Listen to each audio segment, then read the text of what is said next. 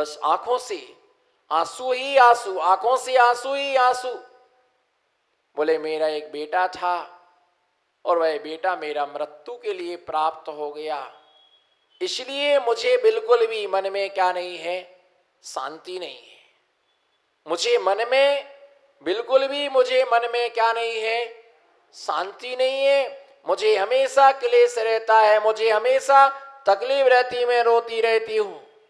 मैंने उससे कहा, हे माँ, अगर तुम्हें इस क्लेश है कि मेरा बेटा चला गया है, मेरा बेटा चला गया, तुम्हें इस चीज का क्लेश है, तो मुझे ही अपना बेटा मान लो और ये विचार कर लेना, मेरा एक बेटा मुनि बन गया है, मेरा एक बेटा संत बन गया है, ये भी तो किसी माँ के कलेजे का टुकड़ा होगा, इसको भी तो किसी ने जन्म दिया होगा, क्योंकि जन्म और मरण की परंपरा सबकी एक जैसी होती है। तीर्थंकर के भी जन्म का स्थान, वो भी घर में आते हैं, वो भी उसी प्रकार से जन्म होता है, सामान्य आदमी का जन्म वैसा ही होता है। मुझे ही आप अपना बेटा मान लीजिएगा। ऐसा शब्द सुनते ही उसकी आंखों के आंसू आंखों में ही थम गए, आंसू निकलना बंद हो गए।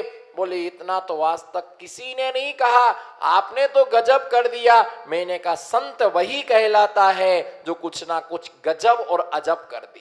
बोलो संत, हाथ उठाना, संत वही होता है जो कुछ गजब और अजब कर दे। तुम मुझे अपना बेटा मान लो, बोलो तुम मुझे अपना बेटा मान लो, इसमें कहीं कोई बाधा नहीं है। तुम मुझे अपना, बोलो तुम मुझे अपना, जोर से बोलो, तुम मुझे अपना बेटा मान लो, तुम मुझे अपना भाई मान लो, तुम मुझे अपना बेटा मान लो, तुम मुझे अपना भाई मान लो, तुम मुझे अपना मित्र मान लो, इसमें कोई बाधा नहीं है। पर मैं तुम्हारे लिए अपनी मां स्वीकार नहीं करूंगा। तुमने मुझे अपना बेटा स्वीकार किया, ये तुम्हारा राग था, बेटा है। तुम भली मुझे स्वीकार करना कि ये मेरा बेटा है, परंतु मैं तुम्हें कभी अपनी मां स्वीकार नहीं करूंगा।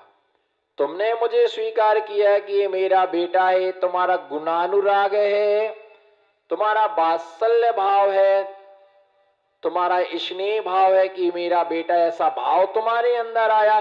तुमने भली स्वीकार कर लिया मुझे बेटे के रूप में, पर कोई दिगंबर साधु आपके लिए मां के रूप में स्वीकार नहीं कर सकता है।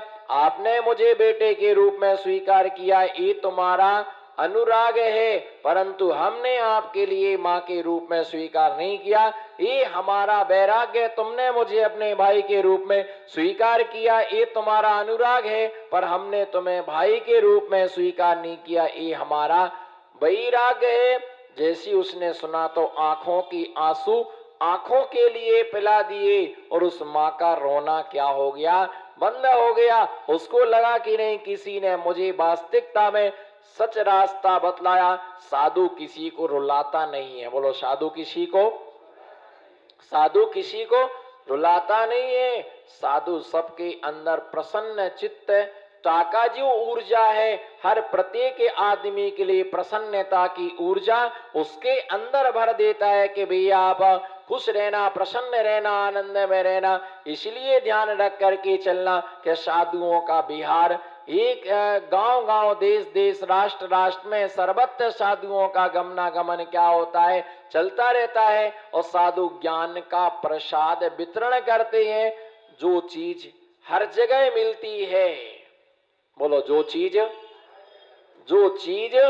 हर जगह मिलती है वो साधु के पास नहीं मिलती। नमो सिद्धाड़म आई जो यू, बोलो जो चीज हर जगह मिलती है वो साधु के पास नहीं मिलती है, और जो साधु के पास मिलती है वो चीज हर जगह नहीं मिलती है। साधु के पास में ज्ञान मिलता है, समीचीन मार्ग मिलता है, समीचीन रास्ता मिलता है, और उसका रोना उस दिन से क्या हो गया, बंद हो गया। उसने उस दिन से रोना बंद कर दिया, उसने उस दिन से रोना क्या कर दिया, बंद कर दिया। एक भी आंसू उसकी आंख से नहीं गिरा, और उसको समझ में आया कि सद्ज्ञान मुझे आज प्राप्त हुआ। बोलो सद्ज्ञान मुझे, जोर से बोलो सद्ज्ञान मुझे सद्ज्ञान मुझे आज प्राप्त हुआ है। और जब आपको कैसे पता चले कि मुझे सद्ज्ञान प्राप्त हुआ? बोलो कैसे? बोलो अध्यक्ष जी, कैसे पता चले कि मुझे सद्ज्ञान प्राप्त हुआ है? जोर से बोलो, कैसे? कैसे पता चले कि मुझे सद्ज्ञान प्राप्त हुआ है? जब तुम्हारे अंदर की सारे विकल्प समाप्त हो जाएं, तुम्हारे अंदर का राग देश समाप्त हो जाए, तुम्हारे अंदर की कसाय समाप्त हो जाए, दूसरे के प्रति देश का भाव समाप्त हो जाए, समझ जाना मुझे सद्ज्ञान प्राप्त हो चुका है। और अभी भी तू तू मैं तू तू, बोलो तू तू, तू तू मैं तू तू, तेरा मेरा मेरा तेरा, बोलो तेरा मेरा तेरा, बोलो मेरा, हाथ उठाओ ना, मेरा तेरा, तेरा मेरा, न मेरा न तेरा राग देश का घनेरा, न मेरा न तेरा राग देश का घनेरा। जब ऐसा भाव हमारे अंदर में आ जाए, ना कुछ मेरा ना कुछ तेरा, ना कुछ साथ में लेके आए ना कुछ साथ में लेके, अंदर में ऐसा भाव उत्पन्न होता है, क्या किसी से बैर रखना, क्या किसी से द्वेष करना, क्या किसी से क्रोध करना। जब ऐसा निर्मल भाव हमारे अंदर होता है, तभी समझना कि हमें सद्ज्ञान की प्राप्ति हो गई है। किसी ने कहा तुमने ऐसा कहा तो कहा क्यों, तुमने ऐसा बोला तो बोला क्यों, तुम्हारी औकात क्या हमारे सामने ऐसा बोलने की, तुम अपने आप को क्या समझते हो? तुम्हें सद्ज्ञान नहीं था, इसलिए तुम छोटी सी बात का बुरा मान करके बैठ गए। शब्द पौद्गलिक होता है, बोलो शब्द, बोलो शब्द पौद्गलिक होता है। हम सबको गिनते हैं, बोलो हम, बोलो हम, नमो सिद्धाड़म, हम सबको गिनते हैं, हम सबको गिनते हैं, जोर से बोलो हम सबको गिनते हैं, पर अपने आप को छोड़ देते हैं, बोलो हम, नमो सिद्धाड़म, और अपने आप को छोड़ देते, बोलो हम, बोलो हम सबको गिनते हैं और अपने आप को छोड़ देते हैं। आप अपना बोलो हम, मैं नहीं बोलूंगा इस बात के लिए, आपको बोला हम सबको गिनते हैं और अपने आप को, और हम अपने आप को गिनते हैं बाकी सबको छोड़ देते हैं। दोनों में यही फर्क है। मेला में 10 आदमी गए, कितने आदमी गए अनिल भाई, कितने आदमी गए? बहुत रफ्तार में रहते हैं, आज गिरफ्तार हो गए। पापों की कम करो रफ्तार, बोलो पापों की कम करो रफ्तार, न कर लिए जाओगे, न कर लिया जाओगे गिरफ्तार। मेला में 10 लोग गए, बोलो मेला में 10 लोग गए, तो 10 लोग गए तो गिन लिया कि 10 लोग हैं। माँ ने बताया कितने लोग जा रहे तुम, किसने बताया? माँ ने 10 लोग जा रहे, वापिस भी तुम 10 ही आना। और ये मान के चलो कि साधु के बिना किसी का काम नहीं चलता, चाहे मुंह टेढ़ा करो चाहे सीधा करो, बोलो साधु के बिना, साधु के बिना, जोर से बोलो नमो, साधु के बिना काम नहीं चलता है। साधुवाद, बोलो ऐसा करो ना, साधु, कहीं लिखा हो श्रावकवाद, लिखा कहीं? मैंने तो नहीं पढ़ा, 42 साल की उम्र में तो नहीं पढ़ा, अब आगे उम्र में पढ़ूं तो वो कह नहीं सकता हूं। आपने तो पढ़ा होगा श्रावकवाद, महिलावाद, महिलावास, जिंदाबाद तो सुना, जिंदाबाद तो सुना, पर महिलावाद, साधुवाद क्या लिखा जाता है? अब माँ ने कहा कि तुम 10 जने जा रहे तो 10 जने ही तुम क्या होना, वापिस आना। ठीक है, 10 गए, पूरा मेला देखा, पूरा मेला घूम करके आए, भोजन पानी किया, भोजन पानी के बाद में बोले अब घर चलने का नंबर है, तो बोले गिन तो लो कि हैं कितने, बोले सब सामने खड़े हो जाओ। 1 2 3 4 5 6 7 8 9, कितने हो गए? 9 हो गए। 1 2 3 4 5 6 7 8 ही हुए इस लाइन में। तो 1 2 3 4 5 6 7 8 9, एक आदमी कहां गया? गिनो ना। 1 2 3 4 कहां है? 3 ही तो है। 1 2 3, भैया एक आदमी हमारा हिरा गया। पूरे मेला में रोने लगा, रोता रहा रोता रहा रोता रहा। उसने कहा तुम गिनो।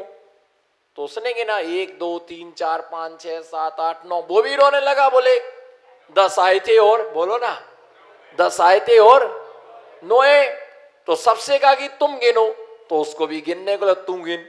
बोले भैया 10 आए थे 9 है। सबने गिने, कितने आए? तुम गिनते हो तो तुम सबको गिनते हो और अपने आप को छोड़ देते हो, और हम अपने को गिनते बाकी सबको छोड़ देते हैं। अब वो सब रो रहे थे कर्म पर हाथ रख करके। तो एक साधु आए, तो साधु ने कहा कि 10 लोग क्यों रो रहे हैं? किसने कहा? उनने गिने तो कितने आए?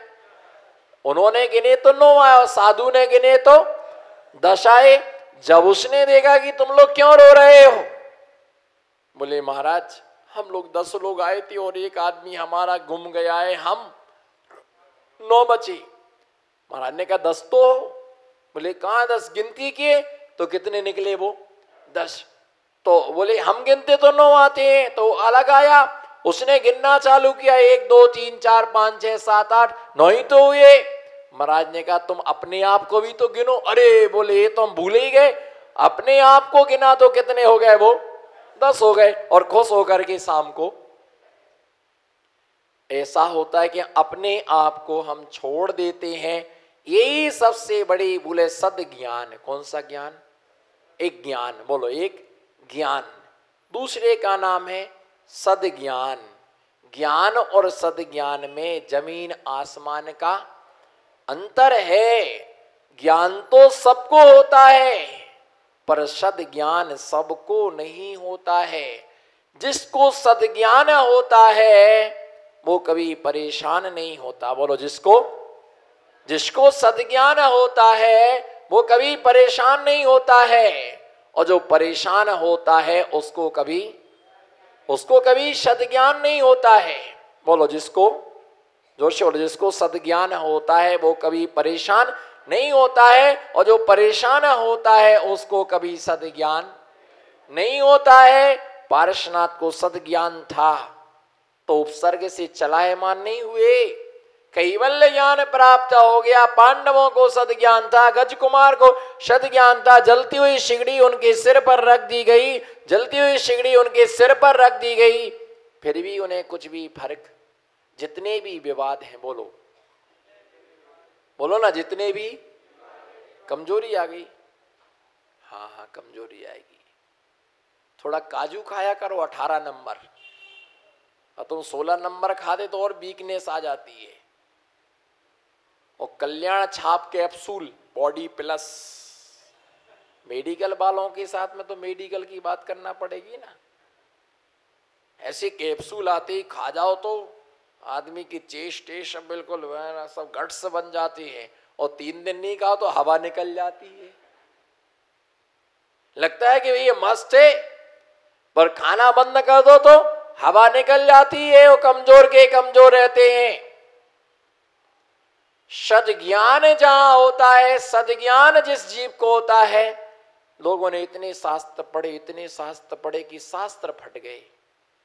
बोलो, इतने शास्त्र पढ़े कि शास्त्र फट गए, पर मिथ्यात और कसाय की पर्दे। आंखों का अंधा स्वर्ग जा सकता है। बोलो आंखों का, हाथ उठाओ। आंखों का, हंस के कस के मुस्कुरा के, आंखों का, पर कसायों का अंधा स्वर्ग नहीं जा सकता है। आंखों का अंधा मंदिर में जा सकता है, पर कसायों का अंधा तो मंदिर के सामने से भी नहीं निकल सकता है। अंधे आदमी का कल्याण हो सकता है, पर जो जीव कसायों से अंधा है उस जीव का 3 काल में भी कल्याण नहीं हो सकता है। सद्ज्ञान जब होता है तो कोई भी पता कि संसार, बोलो रामकली अच्छी मिल गई, बोलो रामकली अच्छी मिल गई, इसलिए क्या है संसार अच्छा लगता है। जिनको टेढ़ी मिली है ना उनसे तो पूछो, जिनकी टेढ़ी है उनसे पूछो कितनी माला जपते कि महाराज जी बहुत बढ़िया है। बोलो महाराज जी, जब कोई आफत पड़ती ना तब महाराज जी याद आते कि महाराज जी बहुत बढ़िया है, बहुत अच्छे, आराम से तुम्हें लेना एक ना, बोलो लेना एक ना देना दो। हम तो पता नहीं कहां संसार में पड़े हुए हैं, संसार में पड़े हुए हैं।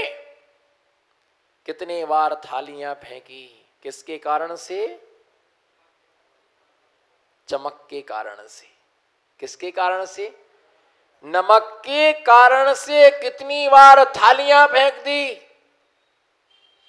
ये रोटी कच्ची है, ये चावल कच्चा है, ये सब्जी अच्छी नहीं बनी है, इसमें कम मसाला डला है, ये दूध ठंडा हो गया है, ये खाने को अच्छा नहीं बनाया तुमने, इतनी देर हो गई। साधु से ज्ञान तो मिलता ही है, बोलो साधु से, परंतु उसके साथ सद्ज्ञान भी मिलता है। कल जब विद्युत संगोष्ठी 11:30 बजे संपन्न हुई, कितने बजे प्रवचन? 11:30 बजे संपन्न हुआ। मैं वसतिका में जाके बैठ गया। कुछ विद्वानों को मालूम चला कि आचार्य का कल का उपवास था और 11:30 बज गए, जरा सा भी चेहरे पर कोई ऐसी आकुलता नहीं है कि मुझे आहार करना है कि भोजन करना है। मैं आराम से बैठा हुआ था, एक ग्रंथ का मैं अवलोकन कर रहा था। तो 2-3 विद्वान आए, बोले आचार्य आहार चर्या को चलिएगा ना, आपका कल का उपवास था, वैसी बहुत देर हो गई है। मैंने कहा कोई बात नहीं, चलता है। बोले नहीं आप जल्दी से आहारचर्या को चलिएगा, हम लोग तो खाते रहते पर आपका 11:30 बज गए हैं, एक बार आहारचर्या करना। उनके मन में भी ऐसा भाव आया कि 11:30 बज गया, फिर भी इतना समता भाव बना हुआ है। विषमता करने से फायदा क्या है? बोलो विषमता करने से भाग्य से ज्यादा समय से पहले कभी किसी को कुछ भी मिलता। बोलो भाग्य से पहले, बोलो भाग्य से पहले, समय से, भाग्य से पहले समय से ज्यादा कभी किसी को कुछ भी मिलता नहीं है।